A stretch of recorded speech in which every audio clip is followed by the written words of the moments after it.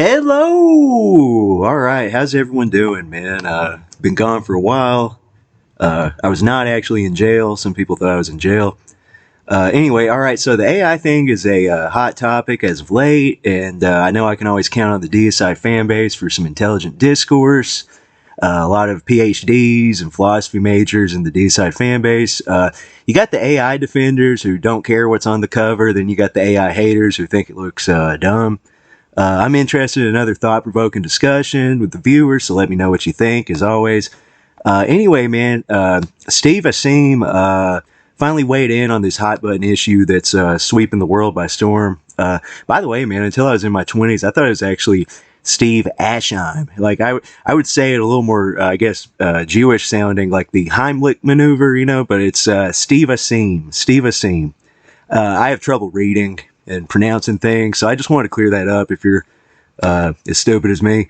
Anyway, Steve finally weighed in on the issue. Now, as we all know, you know, Steve and Glenn are a team. They're kind of like Gene and Paul. They're not going to say anything that really negates the other guy's like business decision. But, you know, however, man, whereas Glenn Benton was kind of like unapologetically in favor of the new album cover, Steve was a little more careful in his words, where he was supportive of the decision, but also kind of distanced himself from the decision itself at the same time. So let's see what Steve had to say according to wonderfulblabbermouth.com. All right, so quote, well, from what I understand, the label said, hey, we want to get a cover that is reminiscent of the first record, some kind of medallion or something like that. So working with Glenn has a guy in, I think he's from Sweden, and he's a jewelry designer, and he's an artist because obviously he has to craft the jewelry. He has to design the artwork for whatever. Anyway, so he asked this guy, hey, create a medallion for the artwork for the record. Then we can tie it in with jewelry that we're going to sell also. And so that was this guy.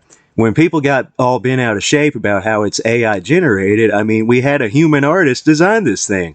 An artist. They use computer software to design it, and whether or not he ran it through some program to clean it up, I don't know. I mean, some people who know more about art than I do seem to have a real problem with it. Everyone's all up in arms about the whole thing, and I don't really understand why. I mean, I guess I see that point about, hey, an artist who paints could have gotten paid. Well, you know what? An artist did get paid for this artwork. Our fucking guy. I mean, it's not like he's not an artist, so I don't know what everyone's all up in arms about.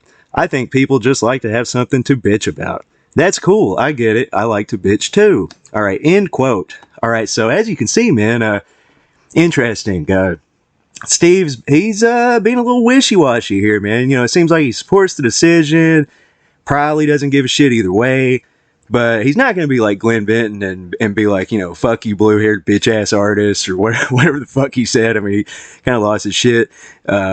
I mean, Glenn was pretty, like, righteously indignant about the whole thing, man. Acted like this new album cover was as revolutionary as fucking Sgt. Pepper or something, you know?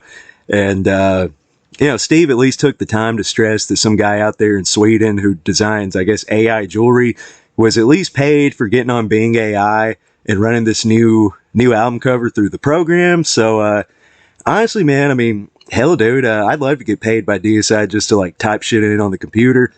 I would probably use a different name if I did that, but, you know, whatever, man. What do you guys think about this whole fiasco, man? Let us know in the comments, and thanks for watching.